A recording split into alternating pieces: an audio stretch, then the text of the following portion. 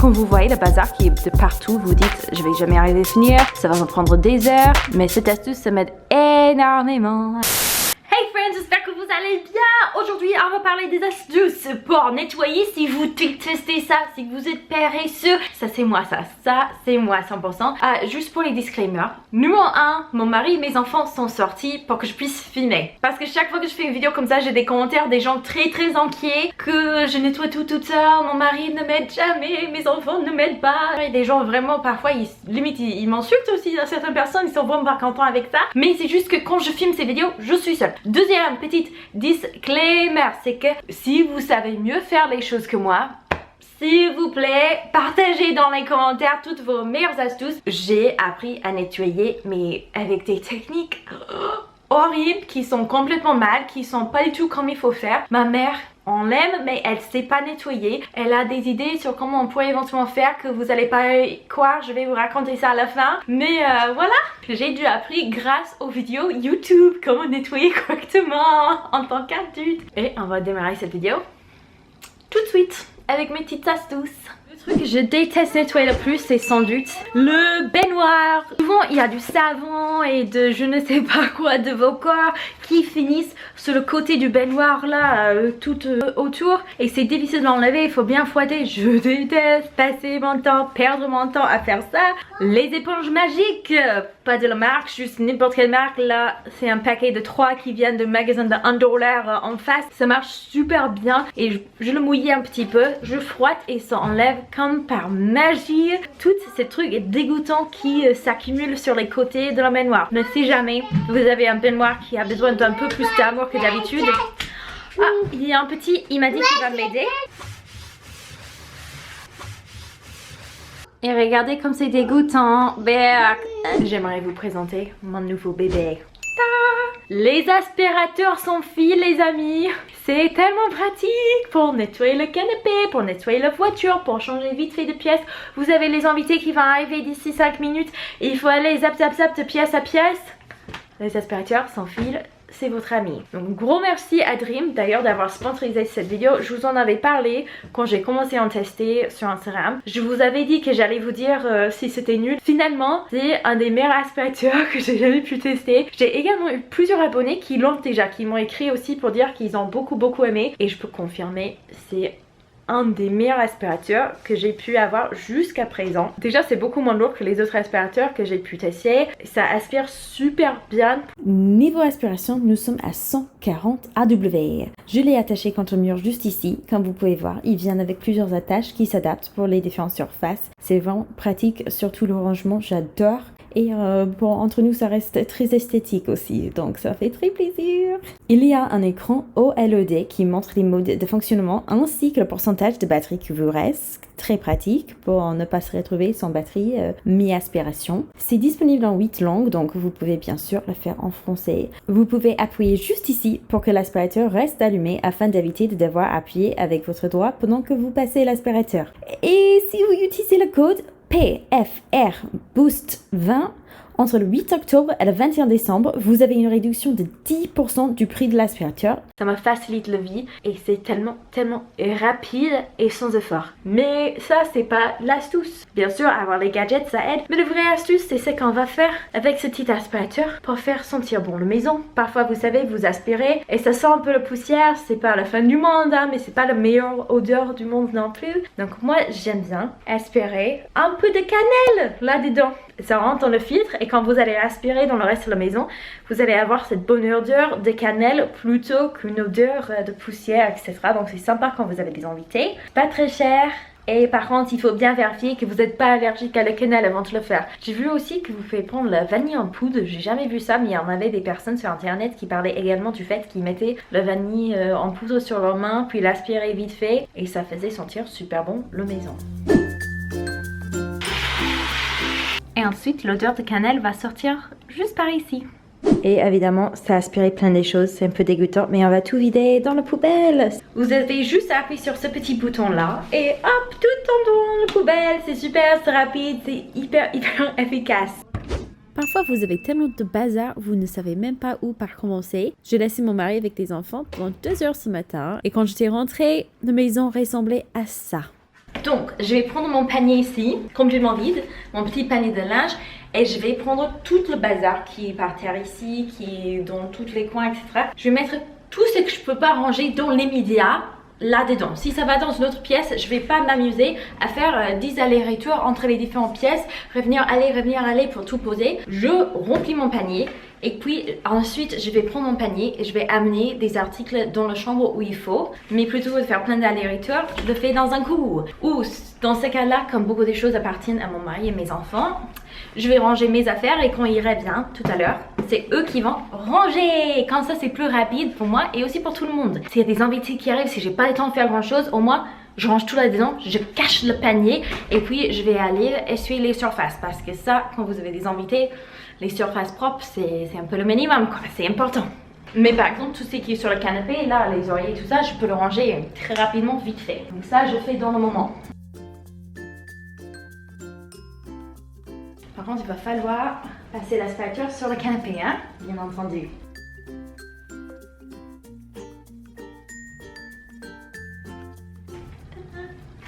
Presque, mais ne pas aspirer.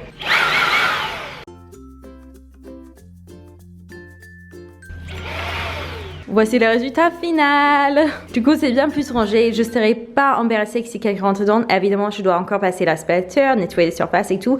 Mais j'ai mis tous les bazars là, dans ce petit panier là.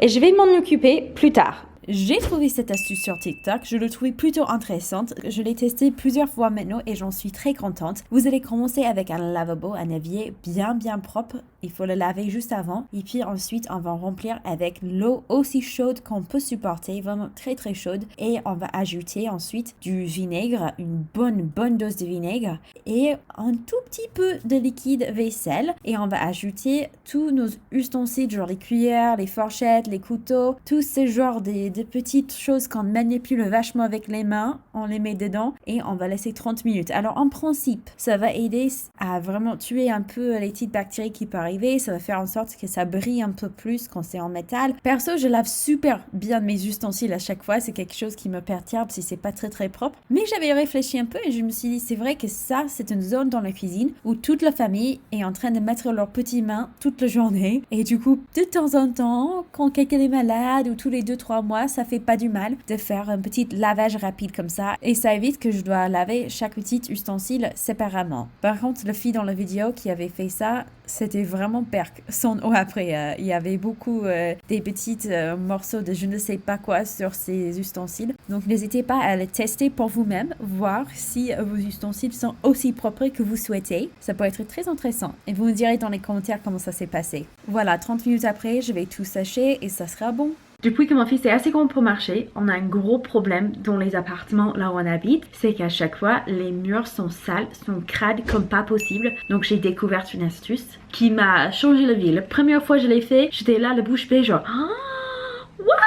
Donc je voulais trop le partager avec vous parce que si ça peut vous sauver également, c'est top. Par contre, testez bien dans un endroit où personne verrait au départ pour vérifier que c'est compatible avec le type de peinture que vous avez. Parce que je sais qu'il y a des types de peinture où un petit coup d'eau et la peinture pas. Donc vous allez prendre un serre-pierre à spray comme j'ai ici. Vous allez mettre une liquide de votre choix pour laver les murs à l'intérieur. Ça peut être de l'eau, vinaigre et un peu de savon liquide vaisselle. Il faut bien sûr vérifier que le petit éponge en microfibre en bas du serre-pierre est bien propre parce que sinon vous allez salir les murs plus qu'autre chose. Et puis vous avez juste à mettre le petit spray là où il y a des soucis sur les murs. Vous utilisez le serre-pierre contre le mur comme si le mur était le sol et ça marche également dans la salle de bain contre le mur là où vous avez la douche. Ça m'économise un temps de fou. Est-ce qu'on pourrait être plus précise avec une petite éponge si on fait soigneusement de partout sur tous les murs? Oui, mais j'ai pas le temps pour ça. C'est tout ce que je recherche. Donc j'étais très contente et j'espère que ça peut vous aider également. Et tadam! Plus de bleu ni de petites mains sur le mur, c'est bien.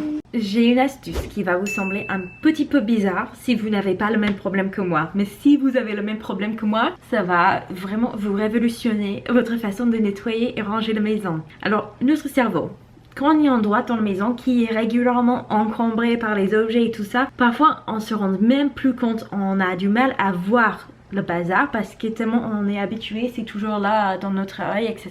Donc l'astuce est de sortir votre appareil photo, votre portable, etc.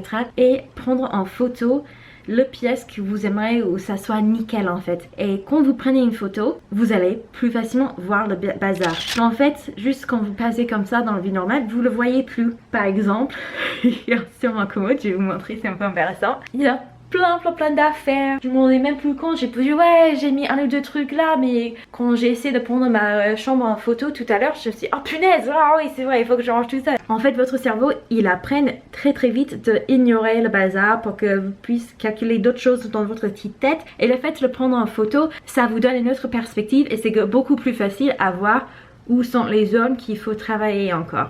Disons que vous avez des invités qui vont arriver. Votre maison, c'est propre, mais il n'y a pas d'odeur particulière et vous aimeriez qu'il y ait une bonne odeur dans la maison. Les cookies ou un gâteau, peu importe. Faire cuisiner quelque chose, faire cuire quelque chose au four qui a un peu sucré, ça laisse très souvent une super odeur dans la maison. Mon odeur préférée, évidemment, c'est les cookies au chocolat chips. Il y a une recette dans le bar d'infos que j'avais fait il y a quelques années. C'est une façon, sans utiliser des produits qui peuvent provoquer très facilement les allergies, de faire sentir bon la maison. Et puis évidemment, quand les invités sont bien installés, vous pouvez les manger. Le prochain astuce, vous l'avez déjà vu dans plein de mes vidéos parce que c'est un truc qui m'a révolutionné la vie. C'est de nettoyer les ordinateurs, les écrans, tous les écrans et les fenêtres sans produit. Donc j'utilise ça pour mes fenêtres. Ça brille comme ça n'a jamais brillé. Je l'utilise pour les écrans. Là, je vais vous montrer sur le téléviseur.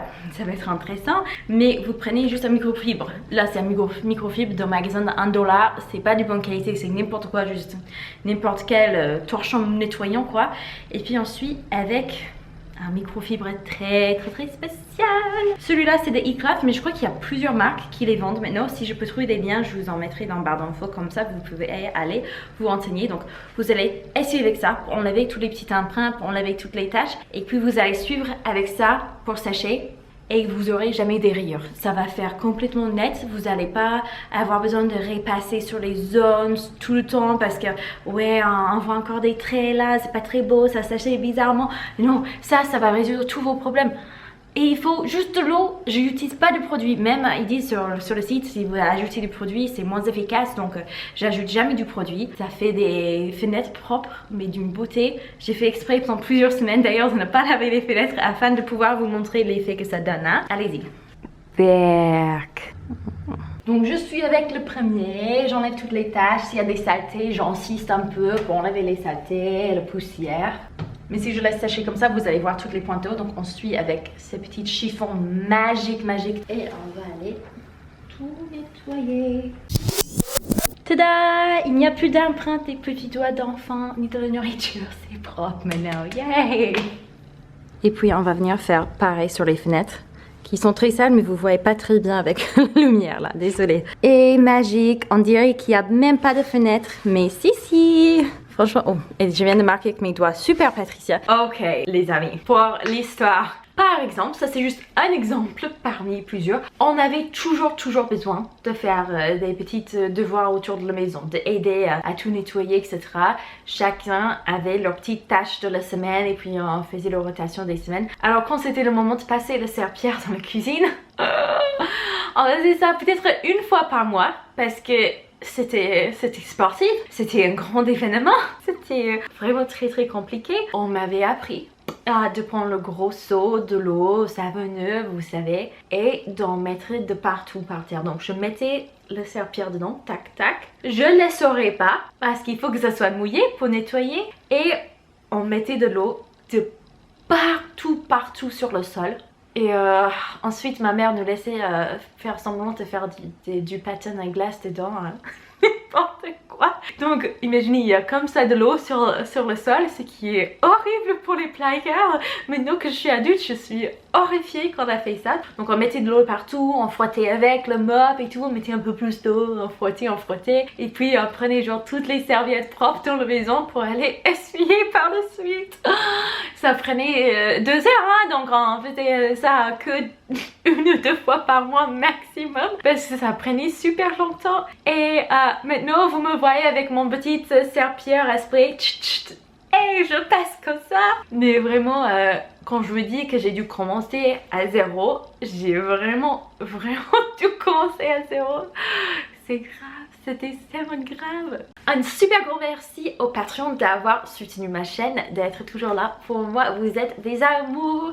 Si vous aimeriez également soutenir ma chaîne et avoir accès au contenu exclusif qui sera là-bas, notamment je vais commencer à faire toutes les 2 semaines un petit podcast des sujets dont j'ai un peu peur de les traiter sur ma chaîne. Donc je préfère faire un petit comité avec vous d'avoir là-bas. Le lien sera en barre d'infos. N'oubliez pas aussi que je suis sur Instagram.